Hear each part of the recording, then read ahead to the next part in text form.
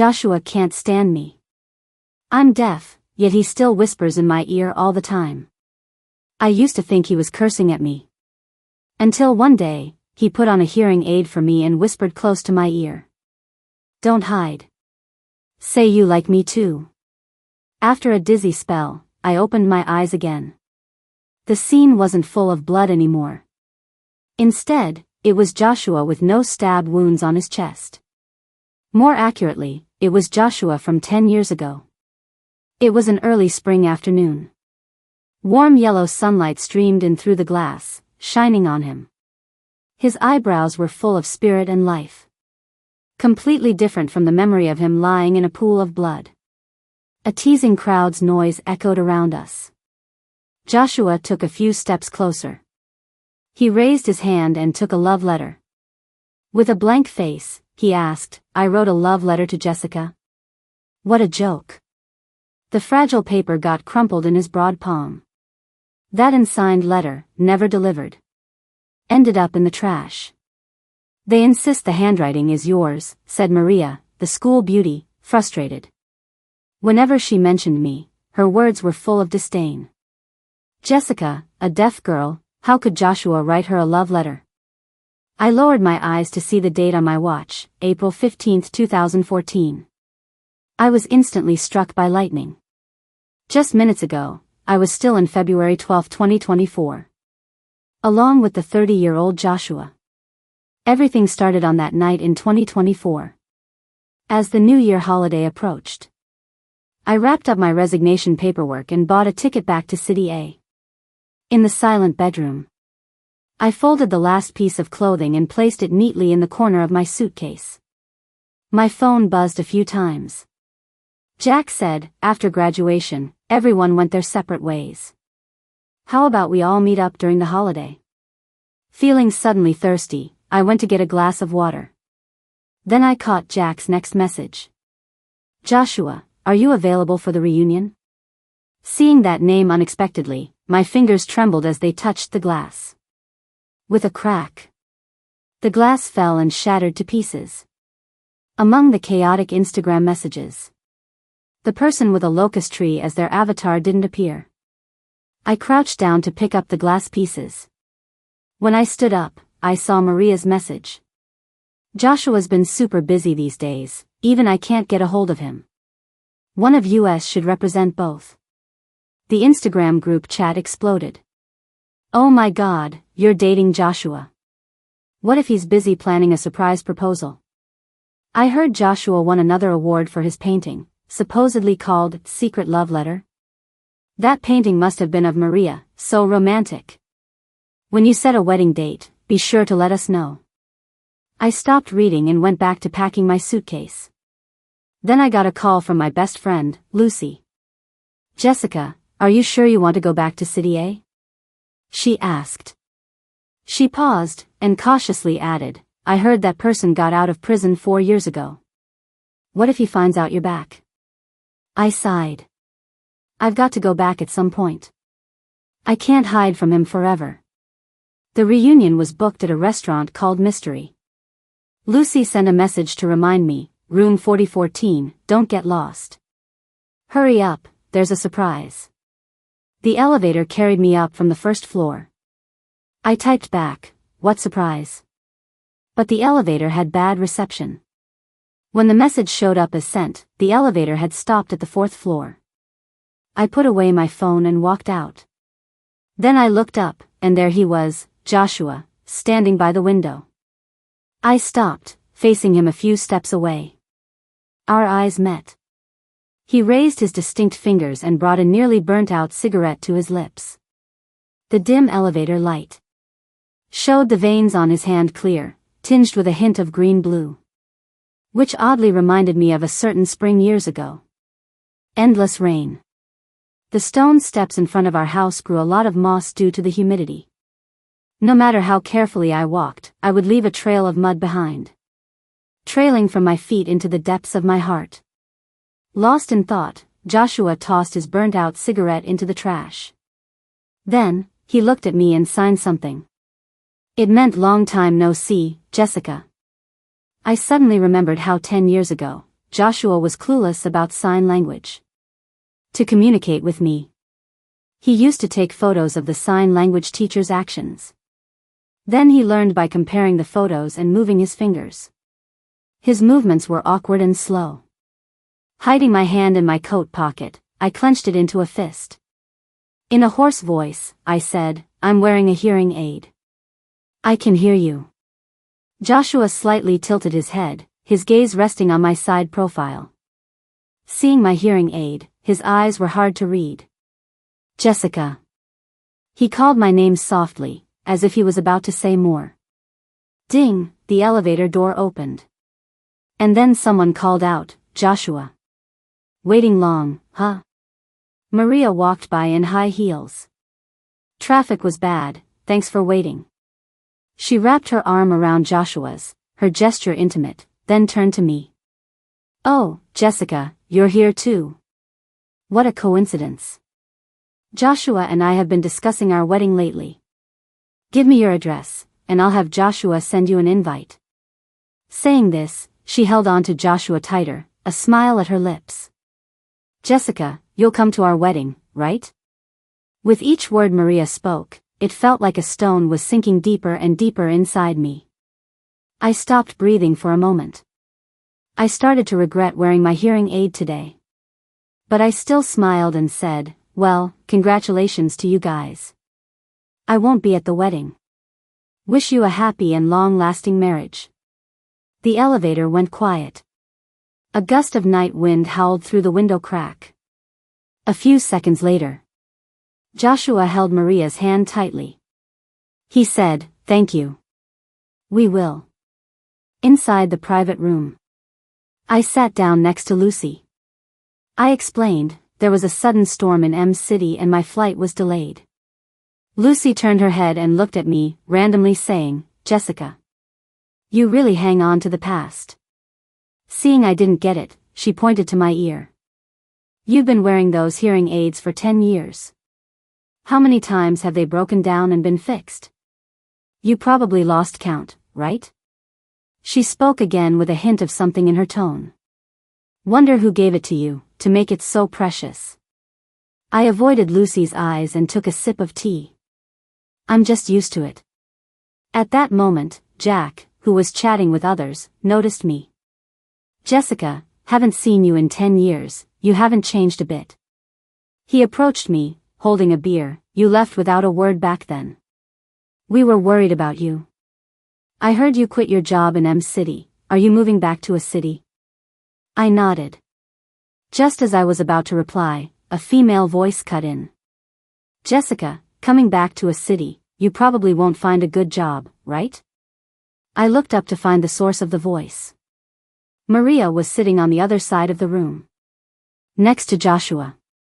She put down her chopsticks, propping her face up as she looked at me. "Back then, you dropped out, didn't even get your diploma. Now, it's tough out there without a degree. Plus, your family." She paused, then changed the topic. "Never mind, let's not talk about that." She took out a business card, flicked it onto the table with her fingers. Then spun the table so it stopped right by me. "My company has a cleaning supervisor position open. If you can't find work, contact my assistant." The air suddenly froze.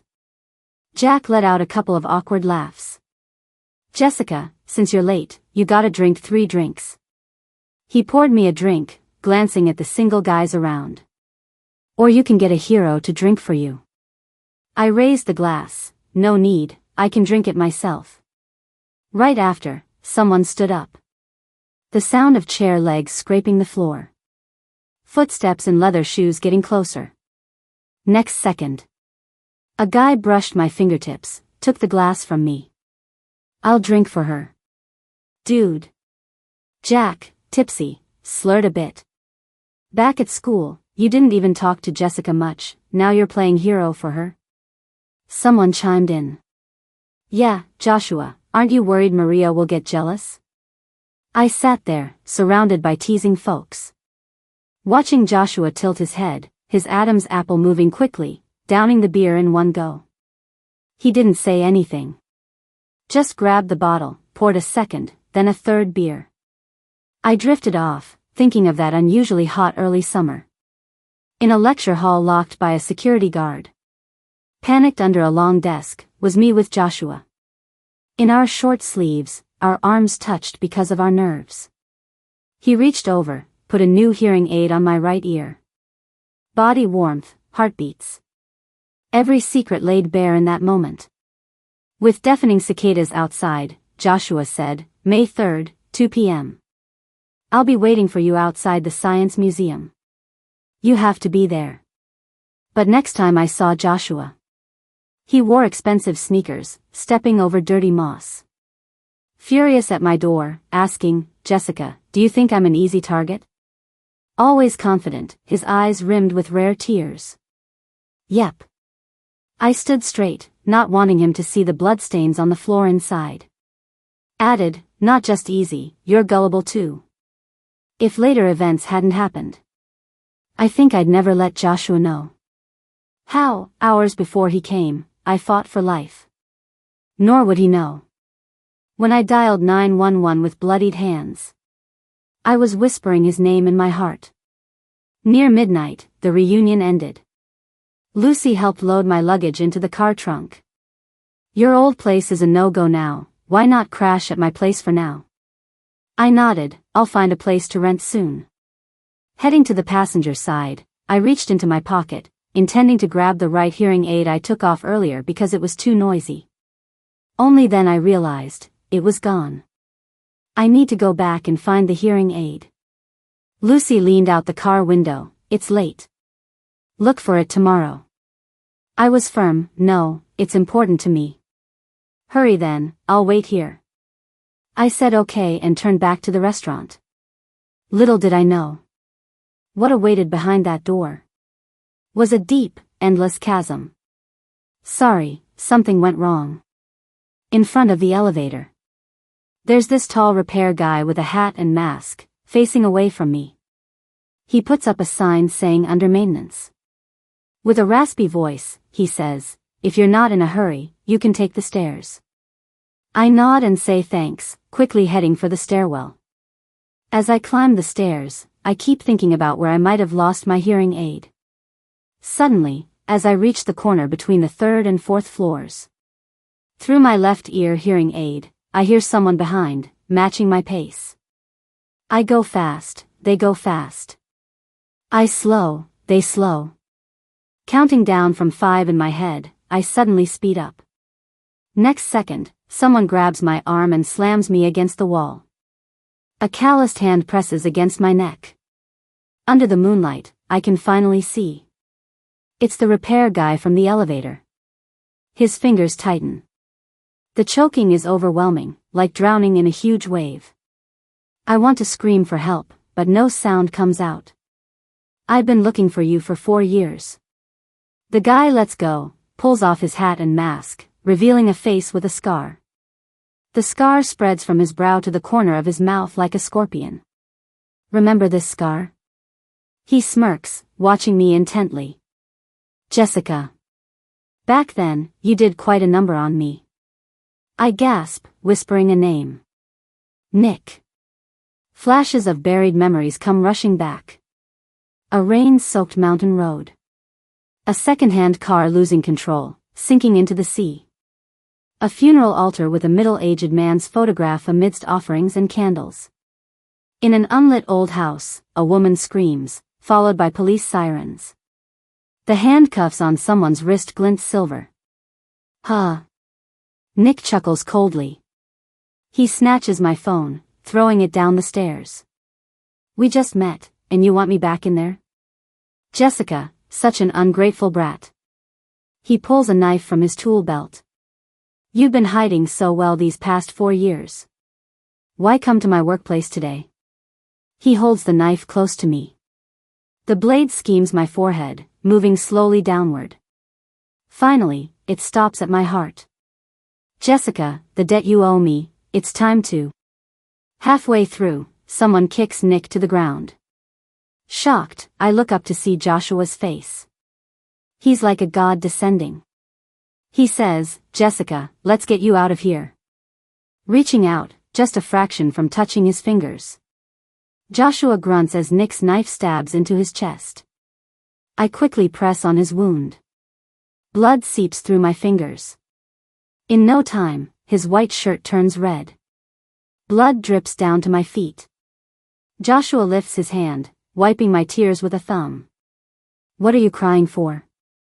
He mumbles something else I don't understand. I've waited so long for this day. Then Nick sneers at me. This kid. That's who you liked back then, right? Today, consider it my gift to you. Under the thick night sky, Joshua and I lie in a pool of blood. His trembling hand hooks my finger. As consciousness fades, I hear him saying, if you could go back, to 2014, by that old pagoda tree, Jessica, you must. Joshua's voice cuts off abruptly. In its place, a mechanical voice sounds. Host 002, you've been bound to the time-space system. Main mission obtained. Stop Nick on May 3, 2014. Success changes the future together. Failure means you'll be erased from this time, like Host 001. Confidentiality of the system and future is mandatory, or mission fails. You have 2 chances. Good luck. In the moment, I sit in class, watching Joshua walk towards me. He stops in front of me, sitting in the glow of the sunset. The dark blue curtains flutter, casting shadows like crashing waves. In the empty lecture hall, I speak hoarsely, Joshua. Can we talk? This is something I wouldn't have done 10 years ago.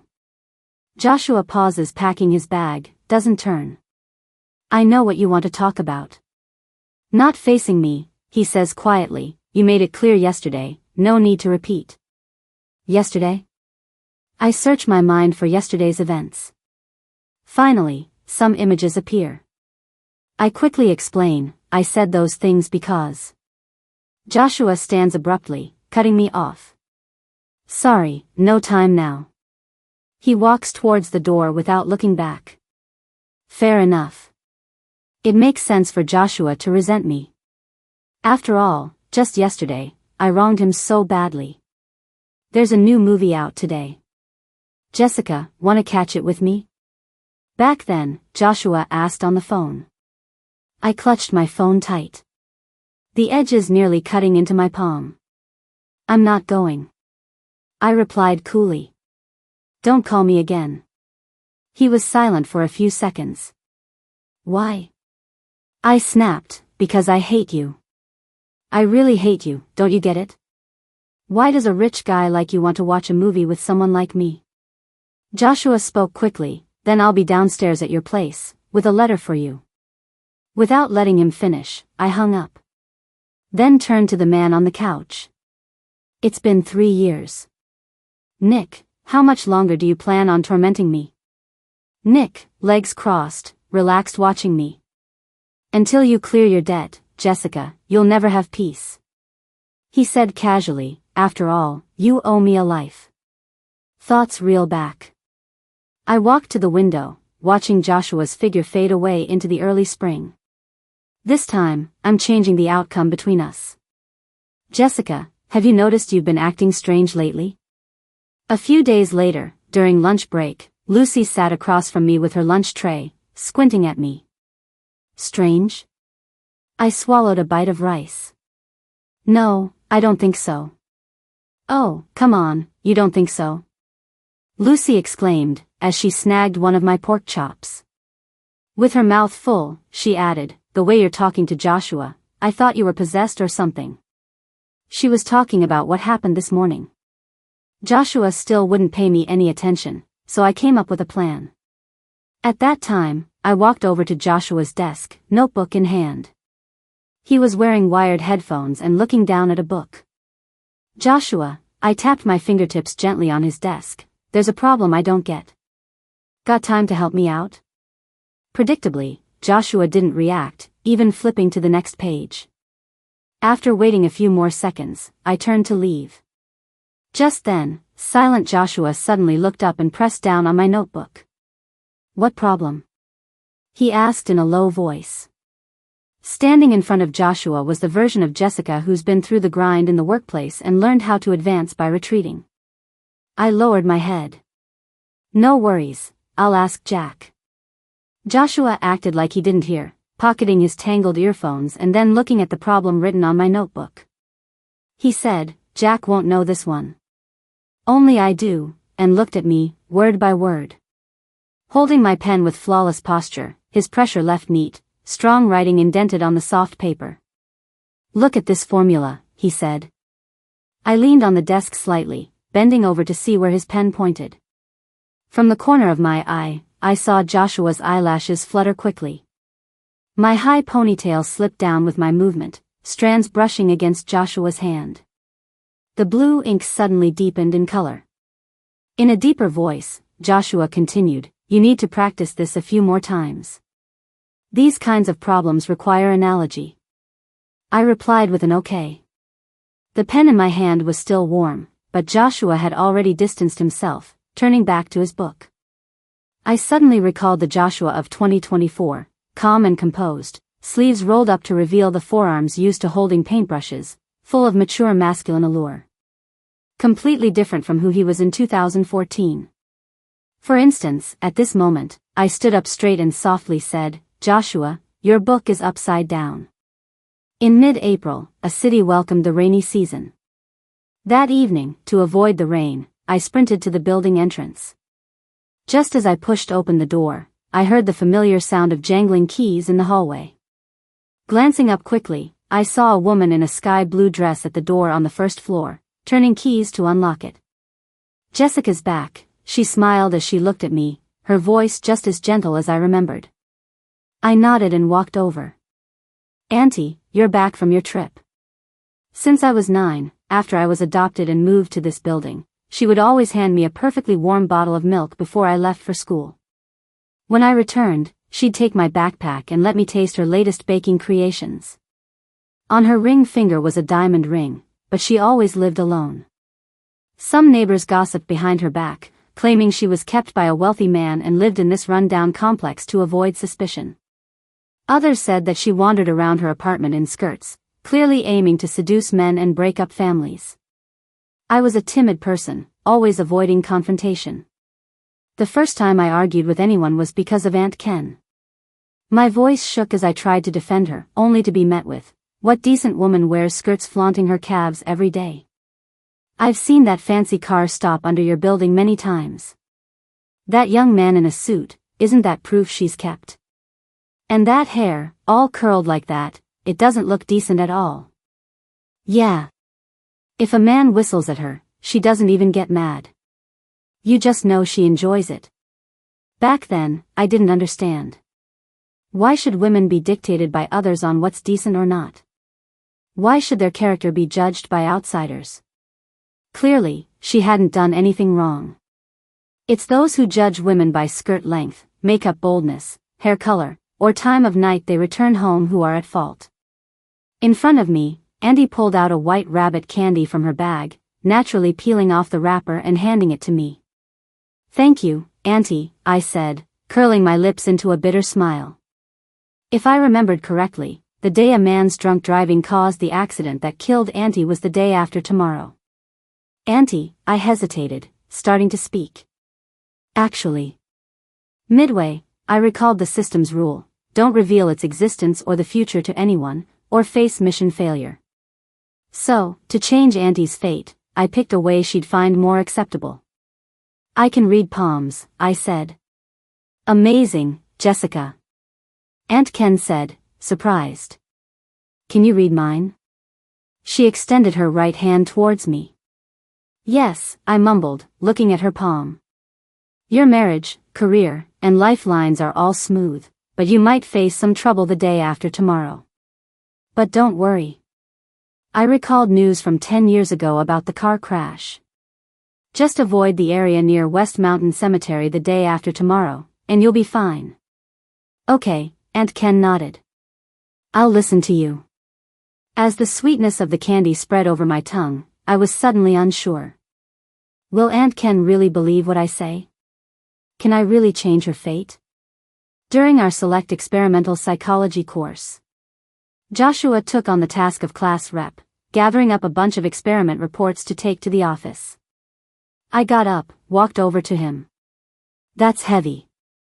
Let me help. Joshua hesitated a bit. No need, he said. Before he could refuse, I grabbed about half the reports from his arms. Our fingers brushed for a split second. I pretended not to notice and quickly turned away. Just a few steps from the door, I took a deep breath, preparing for what was next. As I lifted my right foot, about to step over the threshold, bam. Dirty, grainy water splashed all over my face, soaking me head to toe. Through my hearing aid, I heard the water and Maria's apologetic, almost amused, voice. Outside the door, she put the bucket down and stepped closer. You came out too suddenly, I didn't see you. Jessica, you won't be mad at me, right? Lucy, behind me, gasped quietly, Jessica, your clothes. I looked down. The thin fabric clung to me, soaked. My underwear showed through clearly. I didn't panic. Because this scene was identical to one I'd lived through 10 years ago. But this time, Joshua was there. In the next second, a jacket dropped over my head from out of nowhere, covering me all up. I could smell the comforting scent of laundry detergent. Through the jacket, I heard Joshua curse under his breath.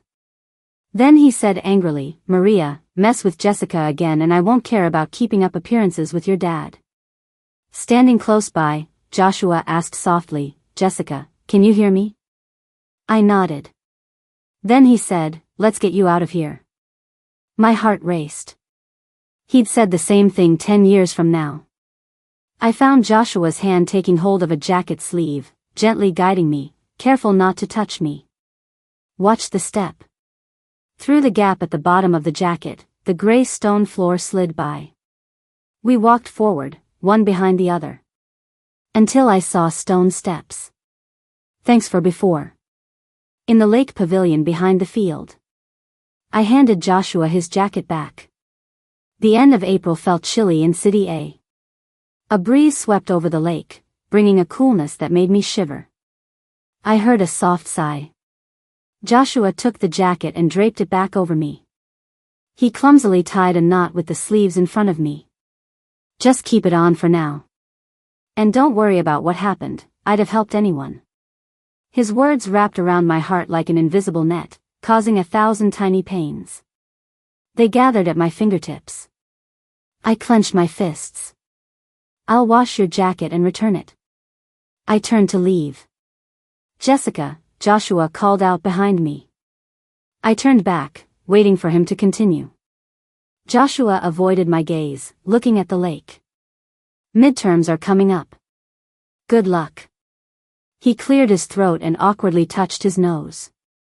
I know you don't like me, there's no other meaning to my saying this. Don't overthink it. Suddenly, I remembered my past self from 10 years ago. Never daring to look directly at Joshua.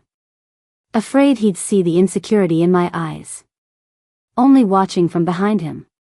His focused side profile during lectures. The way his hand moved when he took notes. How he napped on his desk, frowning as the sunlight hit his face. But now, I looked right at Joshua. Before I realized it, my body acted on its own. I stepped down the 5 stone steps from the pavilion. Standing in front of Joshua, I said, I also mean nothing else. I mimicked his lead-in before lightly brushing my palm over his hair. Just think you look kinda like a golden retriever puppy. Super cute. Joshua froze for a few seconds. Beyond the pavilion, I saw Lucy running towards us. Jessica, finally found you. Something's up, you gotta get back. When I arrived, I saw Maria standing by my desk, holding my bag. My stuff was scattered all over the floor. What are you doing? I pushed through the onlookers, standing in front of the mess. The class fund for the art festival's gone, Maria said, tossing my bag aside. I suspect you took it. Did you find it? I asked coolly. My calmness threw Maria off a beat. No, but it doesn't prove you're not the thief. You could have hidden it somewhere else with your cunning. Yup, I nodded. I'm not just cunning but also know lots of secrets. Under Maria's gaze, I leaned in and whispered to her. As I finished speaking, Maria's eyes widened. How do you know all that? Sometime late at night in 2024. An article blew up online. City A's group was accused of illegal activities, dragging Sunrise Group into the scandal. Sources revealed that Sunrise CEO Henry allegedly tried to transfer assets to a foreign illegitimate child. Reportedly, Henry's wife is the only daughter of the former CEO. She married Henry, and they have one daughter together. The news spread like wildfire in City A. Sunrise Group's stock plummeted overnight, nearly bankrupting them. I told Maria all about the messy parts of her dad's marriage. Right now, she's glaring at me, threatening, if you dare spill this, Jessica, I'll make you pay. I chuckled, mimicking her. You can give it a shot and see if I'll do it, Maria. But you'd better not mess with me again. On an evening when the weather forecast showed heavy rain, the small bedroom was unbearably muggy. After I opened the window, I lay down on the bed to enjoy the breeze. I don't know how long passed, but I started feeling sleepy and dreamed about some things from years ago. When I first arrived in City A, it was raining too. The old house had no lights on, just the dim light from outside. A faded good luck character paper was on the door, with a corner flapping in the wind. An old stereo played some opera continuously with creaking sounds. A middle-aged man sat on the couch, smiling at me. He said his name was Mike and added, "From now on, this is your home." He was dressed smartly in a shirt, pants, and silver-framed glasses, looking cultured, totally different from the real side of him I later came to know. I turned my head in the direction he pointed to. There stood a boy about my age. "That's your brother, Nick. From now on, we're a family." Suddenly, the scene shifted. I was in an interrogation room, the bright lights hurting my eyes. Several officers in uniform were sitting across from me. One spoke up, "Did your dad act strangely before the accident?" His voice echoed in an unearthly way. I opened my mouth to answer but the dream changed again. A female forensic examiner walked ahead, leading me into the morgue. On a slab lit by a cold silver light lay Mike, lifeless. His body was covered with a sheet starting from his neck, his hair falling down. Drops of water formed a puddle on the floor beneath him. Deceased, Mike. Date of death, May 3, 2011. Cause, lost control in heavy rain, car plunged into the sea, drowned. I watched silently. Suddenly, the clear water on the floor turned blood red, spreading rapidly, forming a massive blood mist wrapping around my neck. I woke up with a start. I could faintly hear cries outside the window. Neighbors in pajamas were downstairs speaking with sorrow, such a tragedy. The ambulance came, but it was too late. My footsteps paused between the first and second floor steps. The door at Auntie's place was ajar. Several middle-aged men dressed in black were hanging a mourning cloth on the door.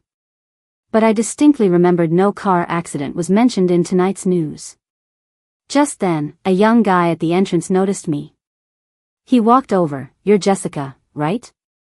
"I'm Ken, the lady's nephew here. My aunt often talked about you." Behind him, the living room was filled with people. I spotted a photo on the coffee table right away.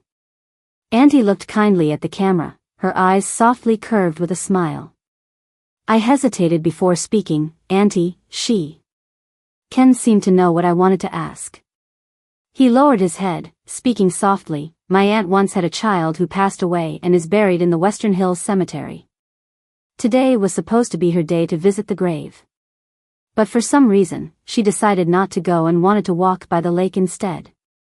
At the lake, she saw a drowning girl and jumped in to save her. They got the girl to shore, but my aunt. I thought I could change Auntie's fate. Though she didn't go to the cemetery or face the accident, she died unexpectedly on the same day. It felt like fate was warning me. You can't alter it, can't resist it. Just have to accept it." As night fell, I wandered aimlessly. The once drizzling rain turned into a downpour. A long-absent system sound chimed in my ears, still emotionless. Host no. 002 detected with significant emotional fluctuation. You have the option to continue or terminate the task. I stopped, answered without hesitation, I choose to end. My phone vibrated. I looked down. It was a number I hadn't saved, but I knew by heart. I'd secretly dialed and deleted it countless times over the years. I answered, and Joshua's voice came through, "Jessica, it's me." "I know," I replied. He asked again, "You're at a city's bridge?" Just as he spoke, there was a dull thud, like someone shutting a car door. Joshua's breathing became noticeably rapid. He said in a low, firm voice, "Jessica. Look back. If I could choose a moment from my life to flash before my eyes, this would be it." As Joshua finished his sentence, I turned around. My view was filled with the dim yellow glow of streetlights. At this moment, the raindrops took shape, falling from the sky, landing one by one. An old malfunctioning streetlight flickered on when I spotted Joshua. He was bathed in warm light, striding toward me. Aware the call was still connected, Joshua's hurried but steady breaths filtered through the phone and into my ears. I watched as Joshua drew closer until we were standing mere inches apart. He opened a black umbrella, holding it high above me. I looked down, noticed his shoulders soaked by the rain, and suddenly realized, to my 2014 self, Joshua was like a rain. At first, it sprinkled lightly, and I barely noticed. But at some point, I was completely drenched, with no escape. "I have something for you," Joshua said, reaching into his coat and taking out a box. He opened it to reveal a brand new hearing device. It looked familiar. Just as he raised his hand to fit the device in my ear, time seemed to stand still. Every sound around me got sharper. The rain hitting the ground, the wind sweeping over the lake, cars rushing by. And then there was the sound of Joshua calling my name. "Jessica, happy birthday," he said, on our way home. Joshua walked a few steps ahead of me. Up ahead, a narrow alley waited. He folded his umbrella and hung it on his mountain bike's handlebar, accompanied by the gentle whir of the wheels turning. A system voice chimed in, "Host, what's your choice?" I followed Joshua closely, head down, thinking, I choose to continue. The system went silent for a few seconds. "This is the only chance you get to choose, are you sure?" it asked. "Yes, I'm sure," I replied. Surprisingly, the system sighed and said, "The first host also chose to continue and ended up wiped out." The first host? I looked up at Joshua's white silhouette up ahead. What was his task? Just as Jessica was about to reach the alley's end, she asked again, what was the first host's task? But when she said goodbye to Joshua and returned to her empty home, the system remained silent. Originally, in May 2014, Jessica fled fearfully to boarding a train to M-City. From then on, she never contacted Joshua. Occasionally, she heard about him through Lucy. Joshua aced his finals, ranking first in his grade.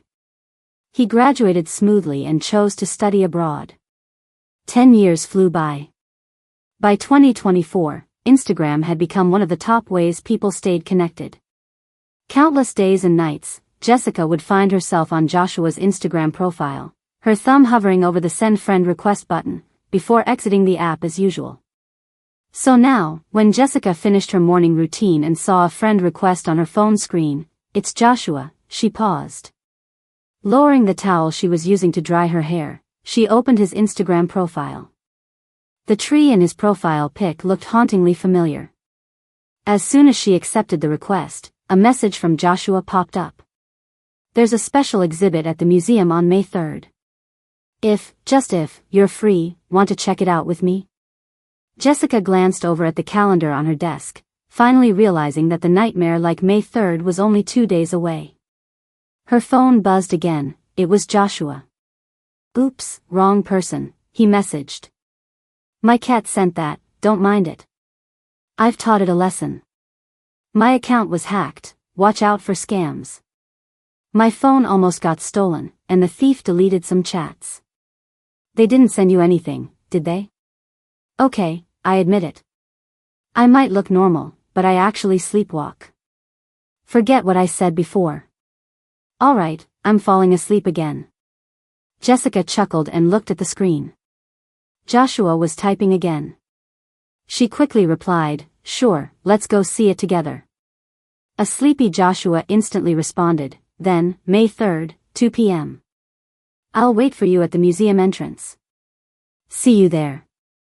After wishing each other a good night, Jessica opened her call log and found a contact saved as brother. The phone rang for a long time before being answered at the last second. She cut to the chase. You remember what day May 3rd is, right? Don't you want me to pay back what I owe you? Come over that day, I have something for you. Without waiting for a reply, she ended the call. Then, she rummaged through her bag, fishing out a paper folded into a square from the deepest pocket. Fate was set, and she accepted that. But this time, she was determined to change fate on her own terms. On May 3rd, Jessica woke up early. After freshening up, she knelt in front of her wardrobe and reached deep inside until her fingers touched something cold, a metal picture frame. Inside was a photo of her family. In the photo, Jessica and her adoptive father, Mike, sat on the couch. Standing behind them, radiating the same youthful energy as Joshua, was Nick. 10 years later, it was Nick's hand that held a knife, but back then it was resting on Jessica's shoulder. At least in that moment, the three of them seemed to be a loving family. But later, during Mike's vigil, Nick asked, "Jessica, Dad was so good to you. Why did you kill him?" His sure tone even made Jessica begin to doubt. Was her adoptive father really good to me? When she was a little girl, wrong medication left her deaf.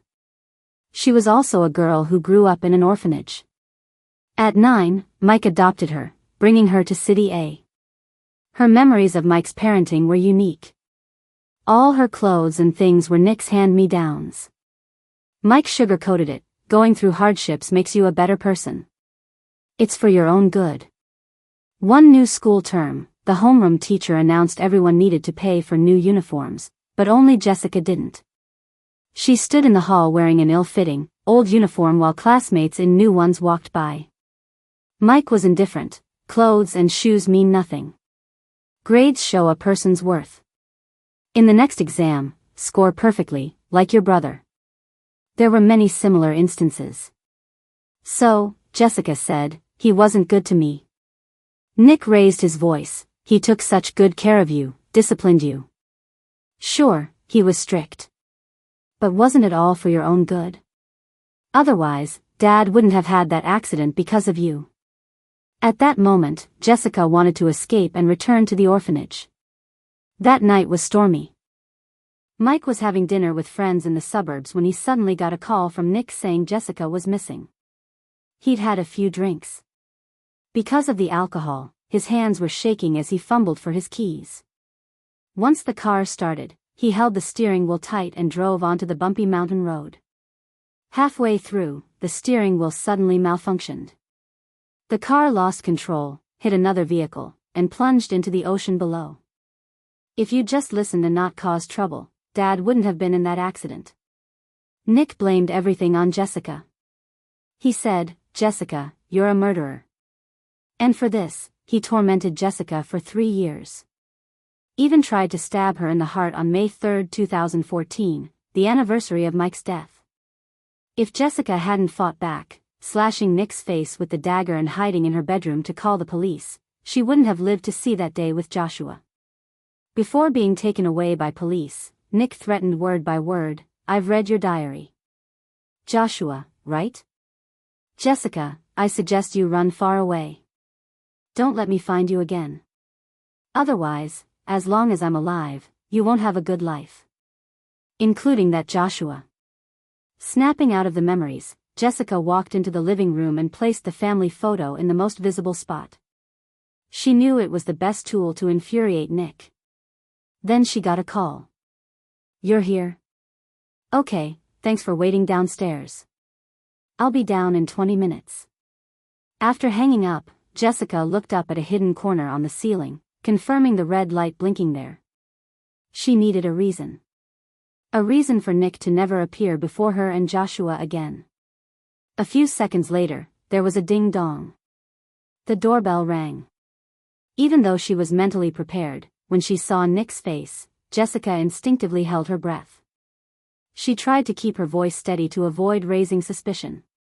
"Bro." Upon hearing that, Nick frowned. He didn't respond, stepping over the threshold into the living room. The shifting light through the glass window cast onto the family photo, causing him to pause abruptly. "Why'd you put this here?" In the kitchen, Jessica poured a cup of hot tea and walked toward Nick, holding it in her hands. Her tone was casual. "It's his death anniversary today, so I put it out. No other reason."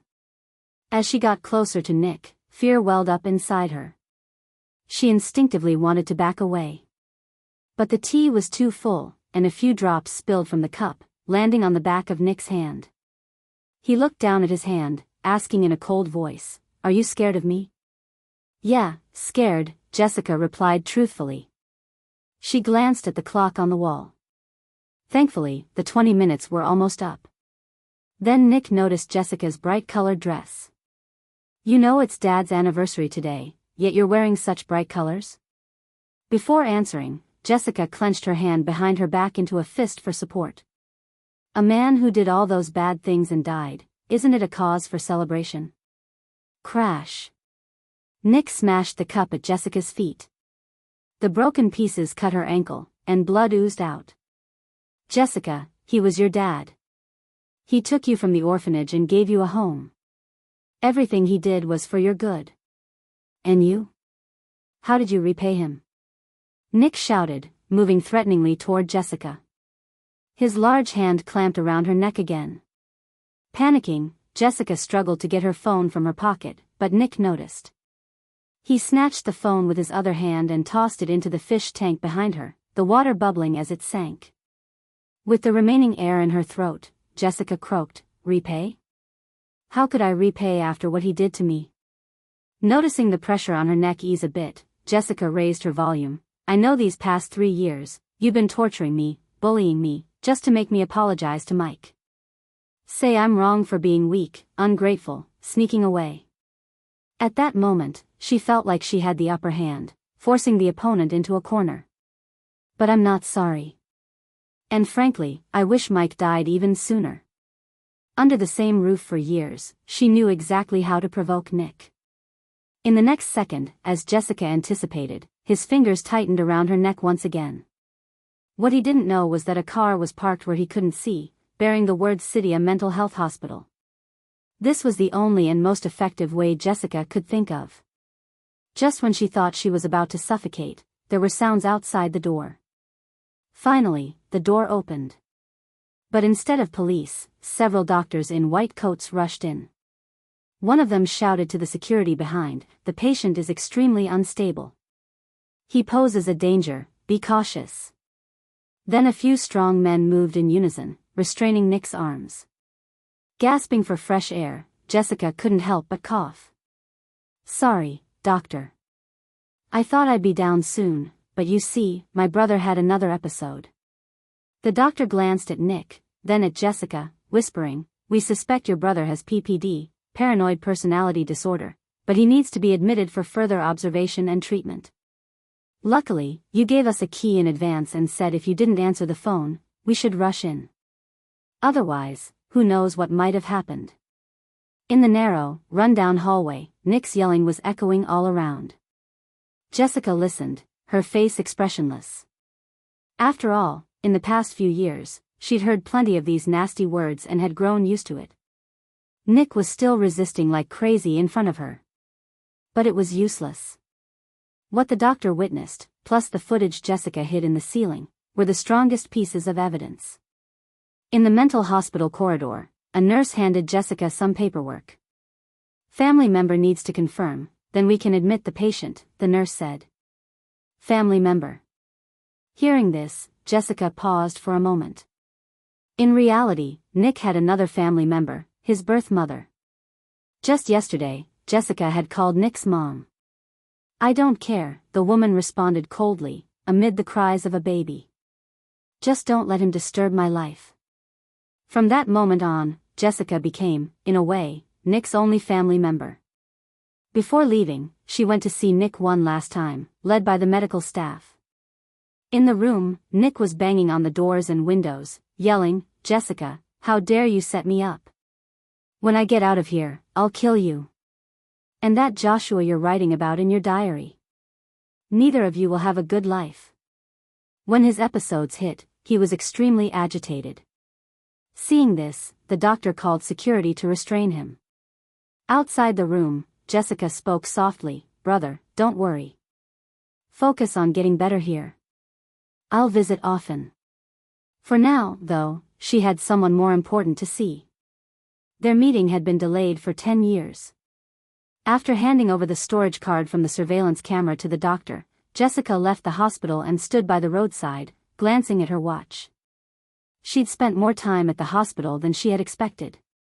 Now, there were only 20 minutes left until her meeting with Joshua. She flagged down a taxi. "Sci-Tech Museum, please."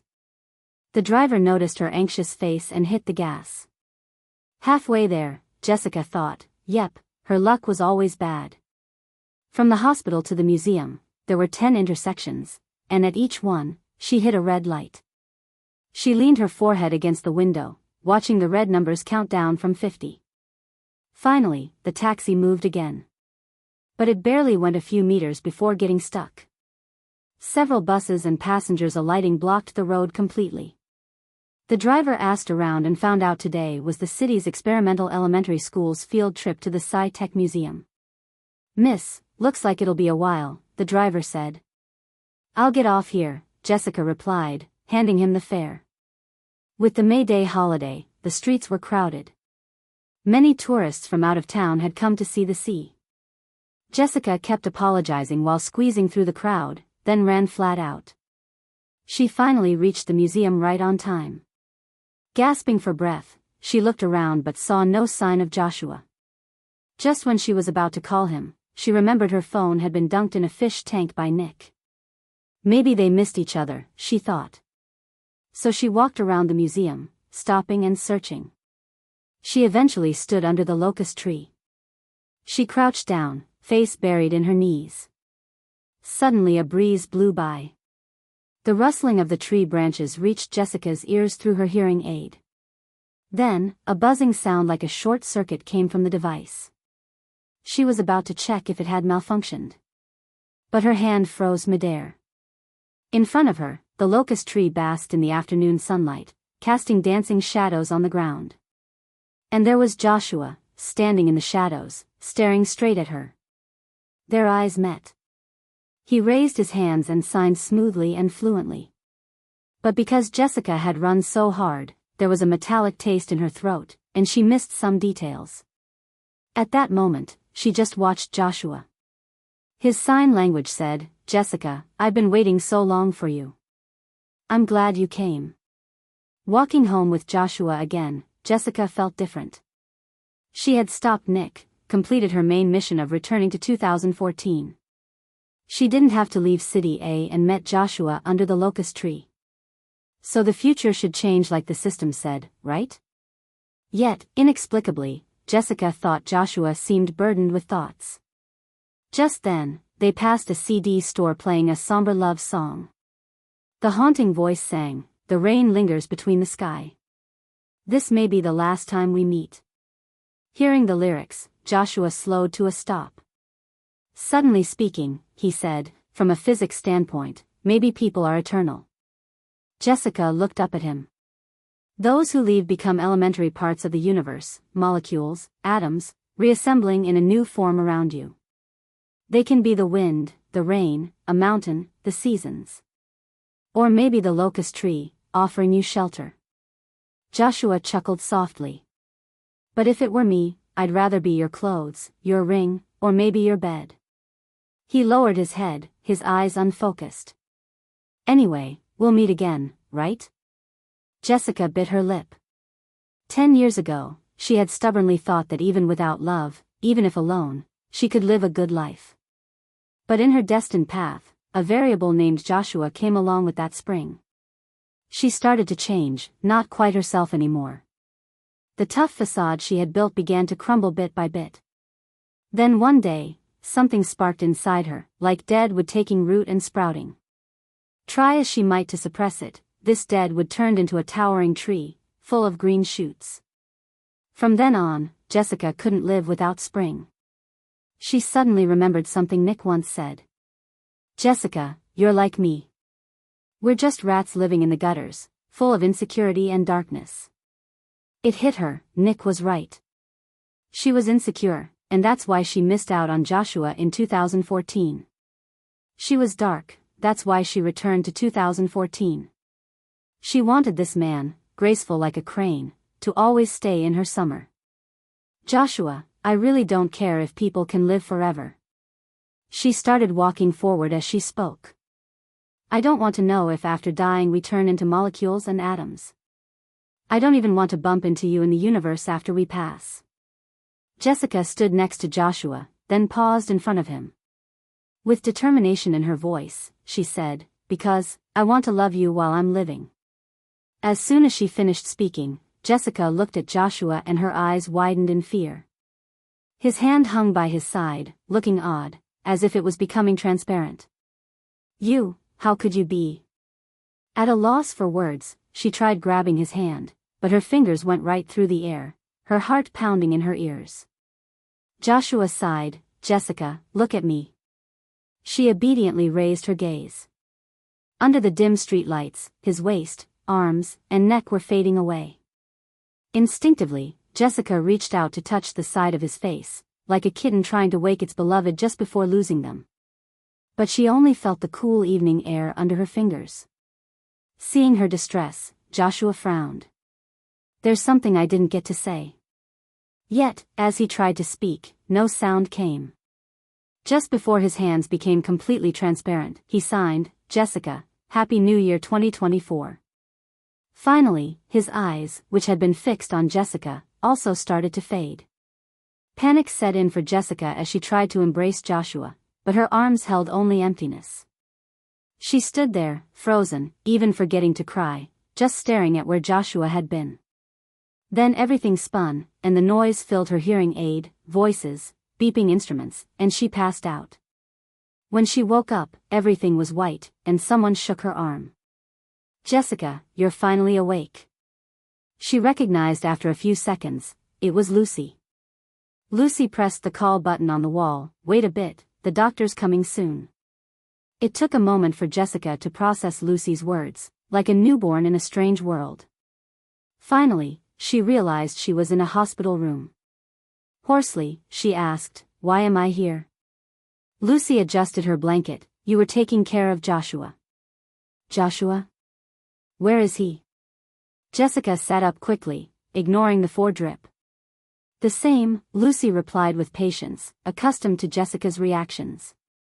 "Jessica, you haven't had a proper rest while looking after him. If you keep this up, you'll collapse before the case is solved." "A case?" Jessica's heart pounded. "Is it about Nick?" she asked, hesitantly. Lucy hesitated. "What has he got to do with this?" "He's been in a mental hospital for years, remember?"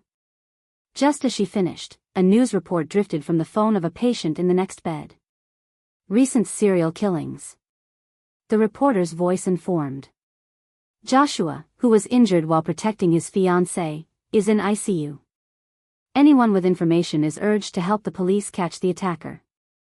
Jessica was about to ask Lucy what the date was when a nurse ran past outside, shouting, "Dr. Henry. The patient's blood oxygen is below 60%. The doctor hurried by. "Which bed?" "ICU 14, Joshua." Outside the emergency room, Jessica stood against the wall with Lucy's support. Time passed in a blur until the red light above the door switched off. A young doctor approached her. "Time of death, February 22, 2024, 2:14 a.m. "I'm sorry for your loss." Jessica repeated his words silently, grasping their meaning. Even going back to 2014 to stop Nick hadn't changed the future. Joshua still died. As she turned to leave, Dr. Henry stopped her. He left a message for you, about a tree at the Science Museum. The hospital wasn't far from downtown. An hour later, Jessica took a cab to the museum, only to find its glass doors dusty and locked with rusted chains. The lively Science Museum of 2014 was, by 2024, abandoned. You're from out of town? An old man passing by paused to talk. You picked the wrong time. This place won't open again. Why not? Jessica asked. City plans, the old man explained, gesturing around. They're turning it into a commercial area, with malls and restaurants for young folks like you. He pointed around the area as if indicating all the changes to come. Jessica looked in the direction her grandpa was pointing. There was a sign there, showing the construction plans for the redevelopment of the area. And the stores that would open on this land once construction was done. Jessica immediately spotted the familiar restaurant name, Mystery. At that moment, Grandpa shook his head and sighed. It's just a shame about that old locust tree. Now, it's going to be uprooted too. Hearing this, Jessica turned around. The tree didn't look much different from how she remembered. Its branches still made that rustling sound when the wind blew. But Joshua wasn't there anymore. Jessica walked over to the tree. Some construction workers were sitting there, tools scattered on the stone steps nearby. Her eyes shifted to the right. Jessica saw a box, covered in dirt, that looked really familiar. Click, she opened the box and pulled out a neatly folded letter. Carefully unfolding it, the familiar handwriting filled her vision. Jessica, hope this letter finds you well. When I wrote this, you were dozing off beside me, sleeping soundly. Maybe it's because I brought home your favorite fruits after work today. Just now, you even talked in your sleep, mumbling, Joshua, I really like you. Jessica, there's something I haven't been honest about. When you asked if we'd be together forever, I said yes. But the truth is, today, February 12th, is my last day in this timeline. In about half an hour, something's going to happen. I don't know what it'll be this time. But I'll protect you. I won't let anything happen to you. At this point, a buzzing sound filled Jessica's ears. Then, a scene flashed in her mind. It seemed to be New Year's Eve.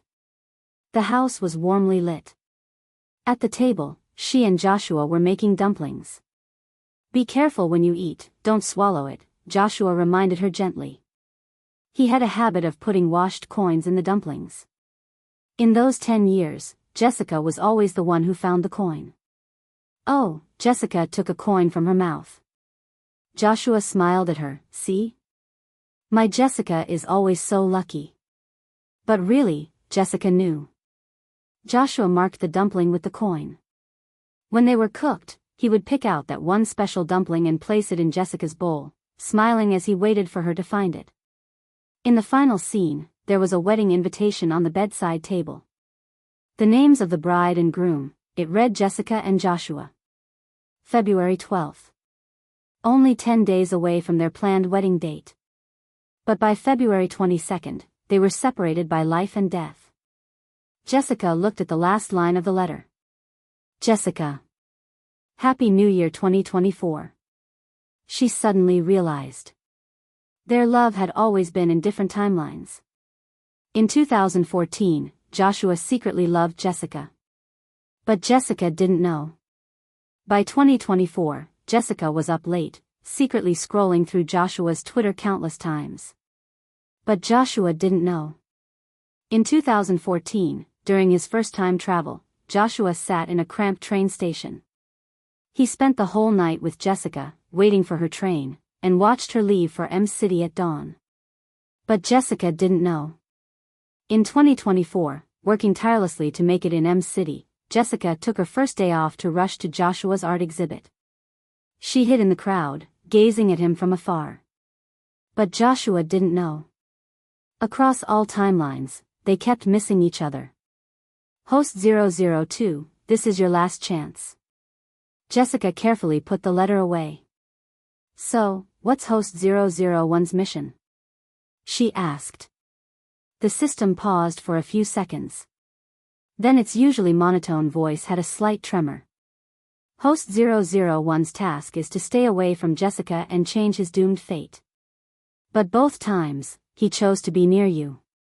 Jessica nodded. I'll use my last chance to help him complete his mission. Again, the same dizzying feeling.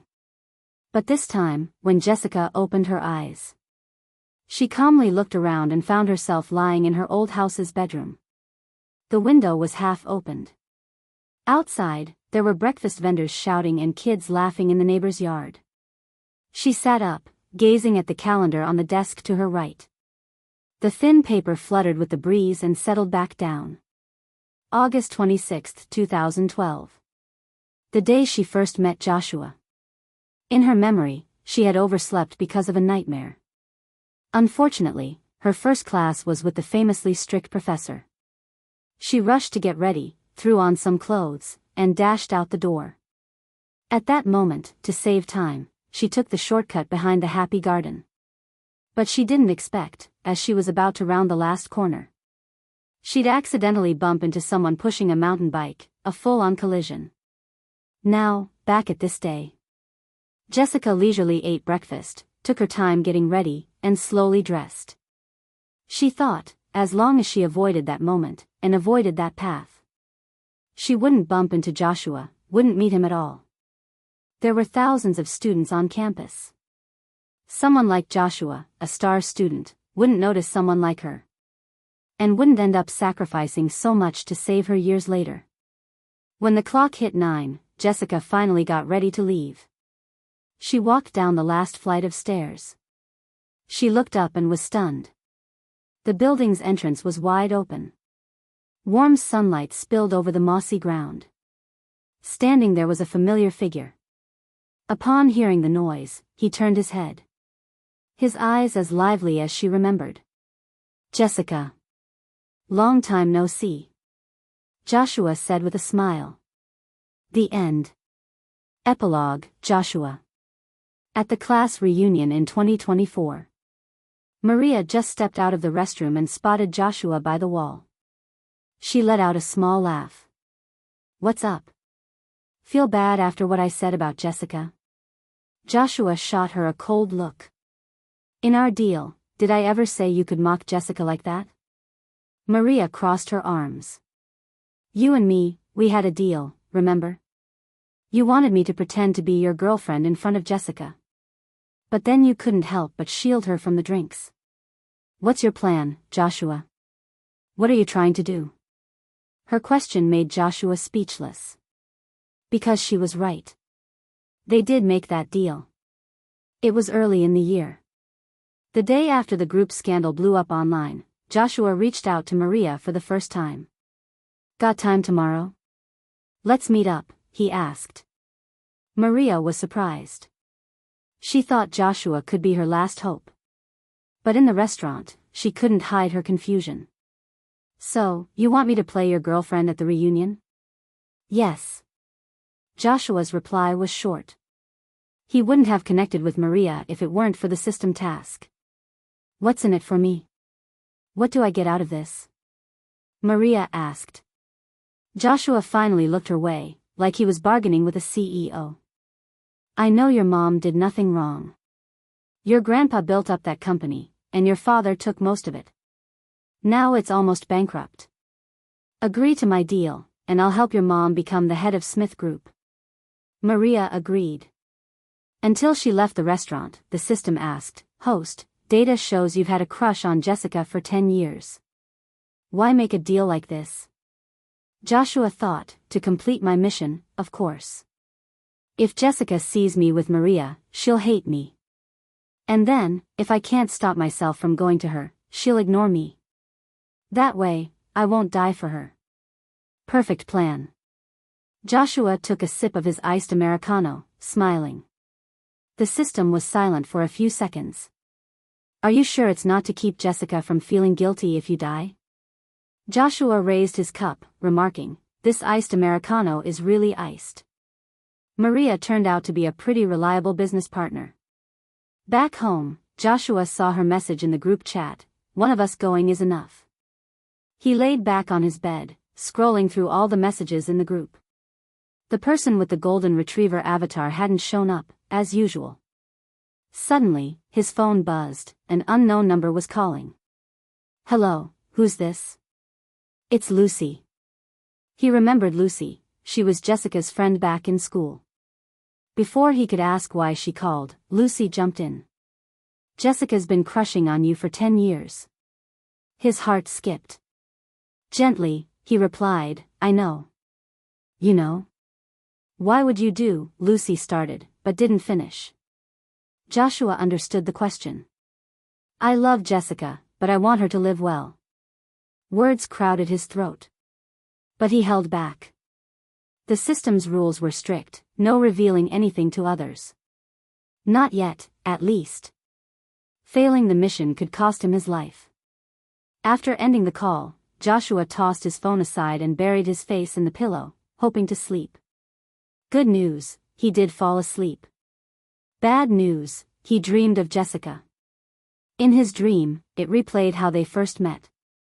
Riding his new mountain bike, he glanced at his fresh sneakers, then a startled cry rang out. Looking up, he bumped right into Jessica.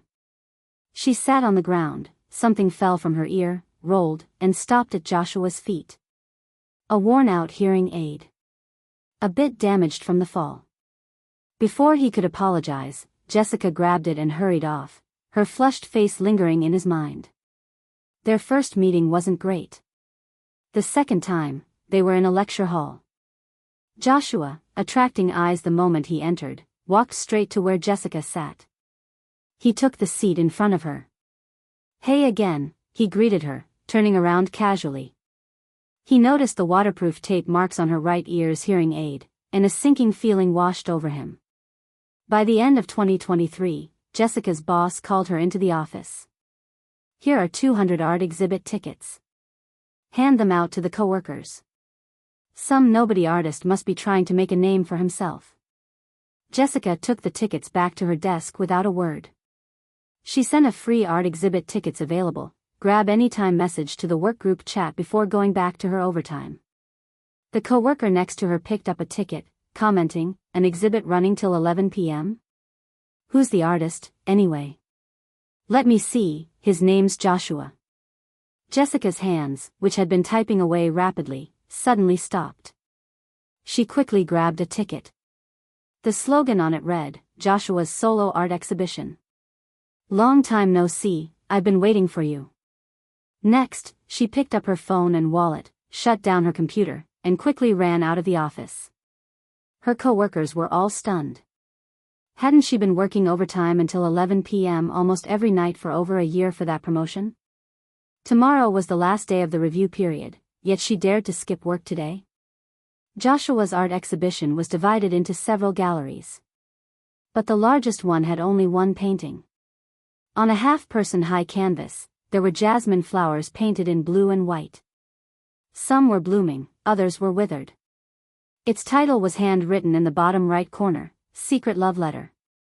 At that moment, Jessica thought, maybe Joshua truly loved Maria deeply. Even his artwork was filled with jasmines, related to her name. But in fact, she had forgotten. 10 summers ago. She and Lucy were sitting in the pavilion by the lake, eating popsicles. "Jessica, do you have a favorite flower?" It wasn't until Jessica finished her popsicle that she quietly replied, "Jasmine, I guess." Jasmines are pure white. No matter what hardships they go through, they never become tainted. That's why I love jasmines. In the corner of the exhibition, someone watched Jessica walk up to the painting, pause, and then leave. Someone nearby asked, "Joshua, is that why you chose to hold the exhibition in M City?" Joshua nodded and gestured towards the direction Jessica left. "What do you think?" "The girl I like, she's great, right?" Jason rolled his eyes and asked, "You've liked her for 10 years, why not tell her?" Joshua turned his head, looking toward the jasmine painting. "I like her. That's my business. She shouldn't have to be troubled by my feelings. I just want her to be happy, to be alive, that's all." Finally, Joshua looked at Jason. "Aren't you the same with your Anna?" Don't act all indifferent now. Someday, you might even die for her. Later, his words became a prophecy. Extra, Linda. When Linda was drowning in the cold waters of North Harbor Lake, she didn't have many thoughts. She floated with the lake's movement, feeling a cramp in her calf. Breathing was becoming increasingly difficult. She could think of fewer and fewer people and things. But actually, she was a strong swimmer and could have easily swum back to shore during the golden moment. But she didn't. As her consciousness faded, Linda inexplicably thought of the little girl named Jessica who lived on the 3rd floor.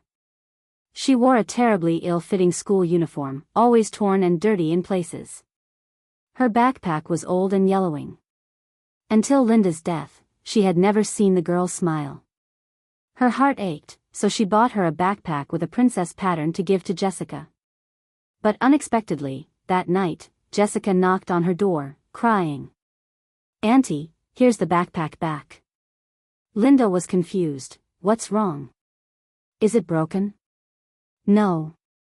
Jessica shook her head, then said, "My dad said I carry an old backpack to learn about living in poverty so that I can learn to be thrifty." Linda cursed quietly in her heart. She lifted her hand, shoving the backpack back into Jessica's arms. "Are you living this life just to experience poverty and thriftiness? Auntie gave it to you, so keep it. Besides, didn't you say you liked the backpack?" Linda asked. Jessica lowered her head. "No, Auntie, I don't like it." But Linda clearly saw the little girl clutching the backpack straps tightly. Her knuckles were red from gripping too hard. Then one day, the usually quiet little girl became somewhat different. Jessica took Linda's hand, earnestly looking at her palm lines. "Auntie, your marriage line, career line, and life line all look smooth." At that moment, Linda smiled gently and said, "Auntie believes in you." But only Linda knew the girl didn't know palmistry. Because her marriage, career, were never smooth. And now, even her life would soon end. Thinking of this, Linda smiled with self-mockery. She had joined the Ace City swim team at 13. All the coaches said she was a natural, born to swim. If she continued working hard and training, she could represent the city team in national competitions, maybe even internationally. But then, one rainy night, Linda stood before the head coach, head bowed, submitting her resignation. "Have you really thought it through?" The head coach approached Linda, gently touching her cheek. "Child, I know things have been tough at home lately. But getting to this point, you know how much effort you've put in. Most importantly, as fellow women, I hope you can reach a bigger stage. Not give up your promising career for what's happening at home." The typically succinct head coach spoke tirelessly to Linda. "Coach, I need money." Linda replied with just that one sentence. If you asked Linda what she regretted most in life, she would definitely answer like this. "In 2020, I shouldn't have boarded that cruise ship. Even if I did, I shouldn't have entered that room. Or even if I did enter, I shouldn't have accepted that man's proposal." In her lifetime, Linda has had more regrets than just one or two. In what wasn't exactly a long or short life, the moment that tormented her the most happened that day. She was holding Coco's hand, taking a stroll by Northport Lake. She looked up and saw him standing not far away. Dressed in a suit, tall and slender. He had a glaring diamond ring on his left middle finger. Standing next to him was Linda's first love, who she'd only heard about and never seen before. Despite her quick turn away, the child who everyone thought was long gone was still noticed. As for what happened afterwards, Linda seldom let herself think about it. Besides, she was practically on her deathbed now. No point dwelling on things that can't be changed. In those final moments, Linda suddenly remembered she hadn't made a birthday wish in years. So why not make one now? Felix. If there's another life, let's not meet again. Bonus, Nick. In 2024, Nick marked his 10th year in City A's psychiatric hospital. That morning, a new patient entered the ward, carrying a few personal items after completing psychological tests and basic checkups. He was assigned the bed next to Nick's. Over recent years, thanks to treatment, Nick's relapses had become rarer. So when the new blonde kid greeted him, Nick just nodded back, no longer seeing every person as a threat. Nick even started up a conversation. "How old are you?" After handing his phone to the nurse, the boy answered as he walked back, 18, just finished college entrance exams. "How did it go?" Nick asked. "I bombed it." The boy then asked Nick, "Hey man, did you take the exams back in the day?" Nitpicky as it might be, Nick didn't get mad, and he instinctively thought of his own exam year. In the pep rally a month prior, the principal brought him on stage as the senior class's representative to give a speech. Back then, teachers were certain Nick would make it into the top university list and bring honor to the school. They even told him, "We're counting on you throwing a graduation party for us." In the end, there wasn't a graduation party because Nick didn't get into a top university. In fact, he never even sat for the exams.